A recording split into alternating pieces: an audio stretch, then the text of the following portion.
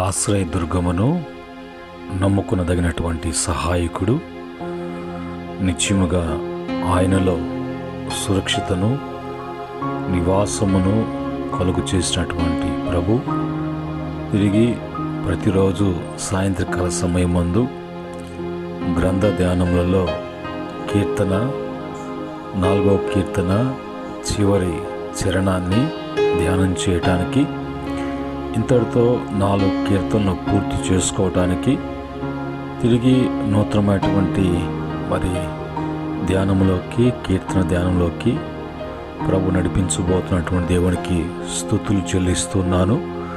అలాగని ప్రతిరోజు కూడా దేవుని వాక్యాన్ని వింటూ బలపడుతూ అనుసరణలో ఉన్నటువంటి బిడ్డలకు ప్రభు పేరిట వందనములు, ప్రభు పేరిట శుభములు తెలియజేస్తూ ఉన్నాను.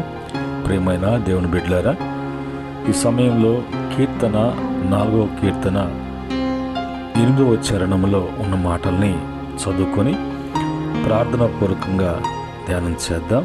ఇక్కడ రాయబడిన మాటలు: యెహోవా నెమ్మదితో పడుకొని నిద్రపోదును, నేను ఒంటరిగా నుండినను నీవే నన్ను సురక్షితముగా నివసింపచేయదవో.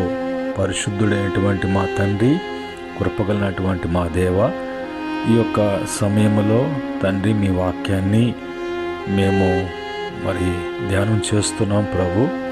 3 కీర్తనలు ముగించుకొని 4వ కీర్తన కూడా ఈ చివరి చరణముతో కూడా ముగించుకొని 5వ కీర్తన పోవటానికి మీరు చూపించినటువంటి దయా కనికరములకై స్తోత్రము తండ్రి. వివరించి తండ్రి బోధించండి, ఉపదేశించండి, బిడ్డలను స్థిరపరచమని యేసుక్రీస్తు వారి యొక్క పరిశుద్ధమైన నామములో అడిగి వేడుకుంటున్నాము తండ్రి. ఆమేన్. ప్రియమైన దేవుని బిడ్డలారా, ఈ సమయంలో భక్తుడు అనేటువంటి మాటలు తన భక్తి జీవితంలో ప్రభు ఇలాంటి కాపుదల కలుగు చేశాడో, శత్రువుల యొక్క దాడులు, శత్రువుల యొక్క కుట్రలు, కుతంత్రాల్లో నుంచి అతను ఎలాగా భద్రపరచబడుతున్నాడో అనే విషయాన్ని కీర్తన ద్వారా, ఈ యొక్క 4వ కీర్తన ద్వారా తెలియజేస్తున్నాడు. ఈ చివరి చరణంలో అంటాడు, నేను సురక్షితముగా ఉండటానికి, సురక్షితంగా నివసింపచేసేటువంటి దేవుని వలనే నాకు అలాగా సురక్షిత ఉంటుంది. కానీ నేను సురక్షితంగా నివసింపచేసేటువంటి దేవుడిగా లేకపోతే నా జీవితంలో నెమ్మది ఉండదు. ఇంకా నిద్ర, ఆహారాలు ఏవి కూడా లేకుండా నేను ఒంటరివాడిగా నా జీవితంలో బిక్కు అంట ఏ సురక్షిత లేకుండా నివాస యోగ్యము అనేది నాకు ఉండకుండా పోయే పరిస్థితి ఎప్పుడు కూడా నాకు కలగకుండా ఉండాలి అని అంటే, నేను దేవుని మీద ఆధారపడుతున్నాను. దేవుడే నాకు సర్వస్వము. ఆయనకు అప్పగించుకొని ఆయన నడిపించినటువంటి మార్గములో నడవజేస్తున్నటువంటి ఆ మార్గములో నడవటానికి నేను ఇష్టపడుతున్నాను అన్నట్లుగా ఈ యొక్క చరణంలో అంటాడు. కనుక ఇప్పుడు అంటాడు, ఆయన నెమ్మదితో పడుకుంటున్నాను, ఆయన నాకు నెమ్మది నుంచి పండపెడుతున్నాడు దేవుడు. నేను నిద్రపోయినను, నేను ఒంటరిగా ఉండినను, నీవే నన్ను సురక్షితముగా నివసింప చేస్తున్నావు. కనుక దేవుని యొక్క సురక్షితలో మనల్ని నివసింప చేస్తూ ఉన్నప్పుడు మనకు నెమ్మది ఉంటుంది. ఒంటరితనము అనేటువంటి భీతి చెందదు. అలాగనే మంచిగా విశ్రాంతి తీసుకోవటానికి ప్రభు వలన అది సాధ్యం. ఈ యొక్క మాటలను బట్టి మన దేవుడు నివసింప చేసేటువంటి దేవుడు, నివసింప చేయును. ఏ విధంగా అని చూస్తే కీర్తన 15వ కీర్తన 1-2 చరణాలలో, యెహోవా నీ గుడారములలో అతిథిగా ఉండదగిన వాడెవడు, నీ పరిశుద్ధ పర్వతం మీద నివసింపదగిన వాడెవడు, యథార్థమైన ప్రవర్తన కలిగి నీతిని అనుసరించుచు హృదయపూర్వకంగా నిజము పలుకువాడే. ఎవరైతే యథార్థమైన ప్రవర్తన కలిగి నీతిని అనుసరిస్తూ హృదయపూర్వకముగా నిజము పలుకువాడే. ఇక్కడ అబద్ధము పలకటము కానీ, యథార్థత అనేది లేకుండా కానీ, నీతిని అనుసరించకుండా అనీతిని మరి అన్యాయము అక్రమములో ఉంటూ ఎప్పుడు కూడా ఏదో ఒక అబద్ధాన్ని సృష్టించటము, ఏదో ఒక అబద్ధం చెప్పి చేయటము అనేది మరి ఆ యథార్థవంతుని జీవితంలో ఉండదు. కనుకనే ఆ యథార్థవంతుడు ఇప్పుడు ఎక్కడ అంటే ఆయన అతిథిగాను ఆయన యొక్క పరిశుద్ధ గుడారంలోనూ పర్వతం మీద ఆయన నివసింప చేస్తున్నాడు. అలాంటి యథార్థమైన ప్రవర్తన నీతిని అనుసరిస్తూ హృదయపూర్వకముగా నిజము పలికేటువంటి వాడు. రెండవదిగా చూసినప్పుడు కొలస్సీ పత్రిక 1వ అధ్యాయము 19-20 వచనములలో అక్కడ అంటాడు, ఆయన యందు సర్వ సంపూర్ణత నివసింపవలనని ఆయన శిలువ రక్తం చేత సంధి చేసి ఆయన ద్వారా సమస్తమును, అవి భూలోకమందున్న వైనను పరలోకమందున్న వైనను, వాటినన్నిటినీ ఆయన ద్వారా తనతో సమాధానపరుచుకోనవలనని తండ్రికి అభిష్టమాయెను. పాపం చేసిన తర్వాత మనిషి దూరం కాబడ్డాడు, నాశనానికి దగ్గరయ్యాడు.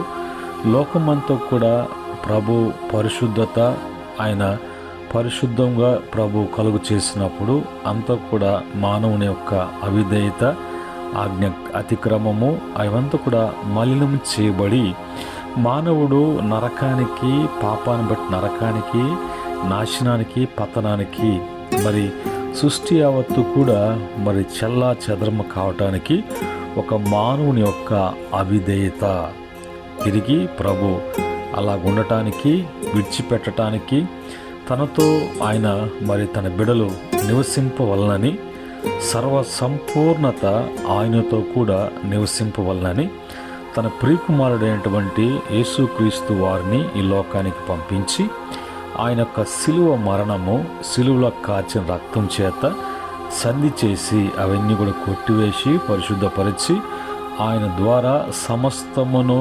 భూలోకమందైనను పరలోకమందైనను వాటన్నిటినీ ఆయన ద్వారా సమాధానపరుచుకోవటానికి, దేవునితో సమాధాన పడుటకు తండ్రికి ఇష్టమైనది కనుక ఇప్పుడు ప్రభు ఆ విధంగా తన ప్రతి బిడ్డను కూడా తనతో కూడా నివసించడానికి యోగ్యత, భాగ్యము యేసుక్రీస్తు వారి ద్వారా మనకు అనుగ్రహించారు. ఆ క్రమంలో యెహెజ్కేలు గ్రంథంలో ప్రభు అంటాడు 37:14లో, నేను యెహోవానై ఉన్నానని మీరు తెలుసుకొందురు, మీరు బ్రతుకున్నట్లు నా ఆత్మను మీలో ఉంచి మీ దేహములో మిమ్మల్ని నివసింప చేసేదను. యెహోవానగు నేను మాట ఇచ్చి దానిని నెరవేరుస్తానని మీరు తెలుసుకొందురు. ఇది యెహోవా వాక్కు. మనము జీవించాలన్నా, జీవింప చేయాలన్నా దేవుని యొక్క ఆత్మ వలన మనము మరి ఆ ఆత్మతో నింపబడటం వలన ఆ యొక్క ఆత్మను బట్టి తిరిగి మనము ప్రభులో నివసించటానికి, ఆ యోగ్యత తిరిగి మనం బ్రతకటానికి, ఆ యొక్క బ్రతుకుని కలుగు చేసినటువంటి దేవాతి దేవుడికి మహిమ కలుగునుగాక. ఆ క్రమంలో మరి యెహెజ్కేలు గ్రంథము 36-33లో ఉన్న మాటలు, మీ దోషముల వలన మీరు కలిగిన అపవిత్రతను నేను తీసివేసి మీ పట్టణములలో మిమ్మల్ని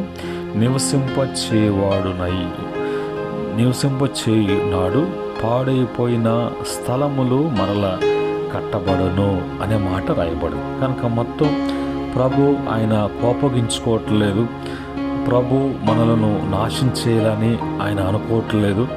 అపవిత్రతను తీసివేసి పవిత్రతను మనకు కలుగ చేసి మనము నివసించవలసినటువంటి పట్టణాలు, మన పట్టణాలు నివసించటానికి, మనం మరి పాడైపోయినటువంటి వాటిని తిరిగి మళ్ళీ కట్టించడానికి, కట్టబడటానికి ప్రభు మరి మన విషయంలో ఆయన కృప చూపించేటువంటి దేవుడిగా ఉన్నాడు.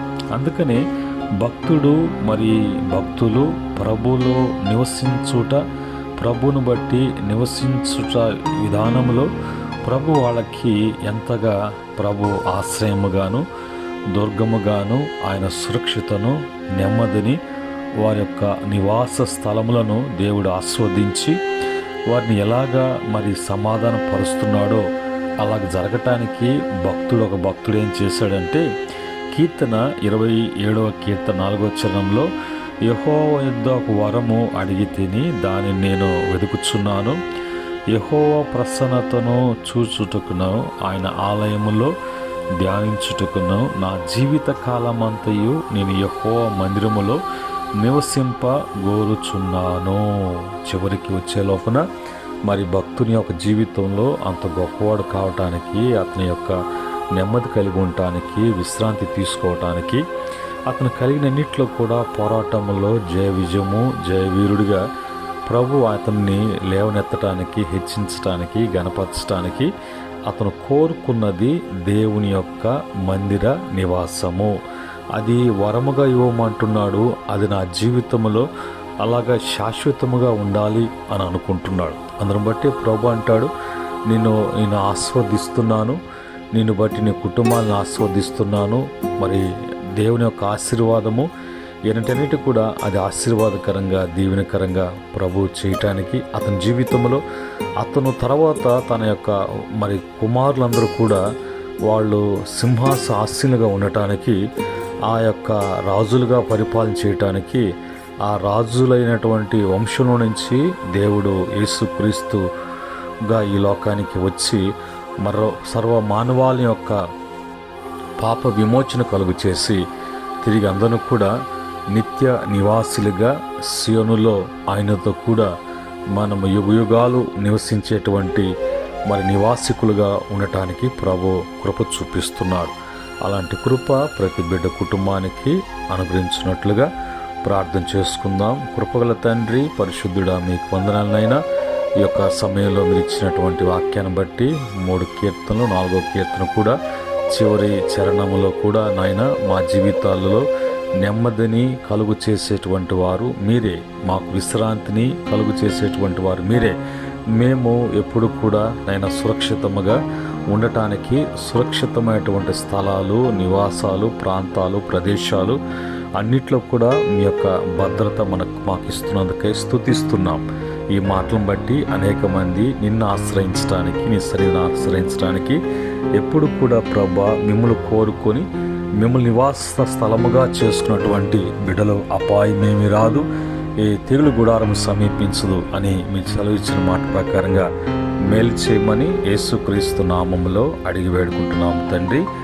ఆమేన్. పరమందు దేవుని ప్రేమ, రక్షకుని యేసు కృప, పరిశుద్ధాత్మ యొక్క సహవాసం మరి మాటలు వింటున్న బిడ్డలకును, బలపడుతున్న బిడ్డలకును, సకల పరిశుద్ధులకును, ఆయన దాసులకును సదా తోడే నడిపించునుగాక. ఆమేన్.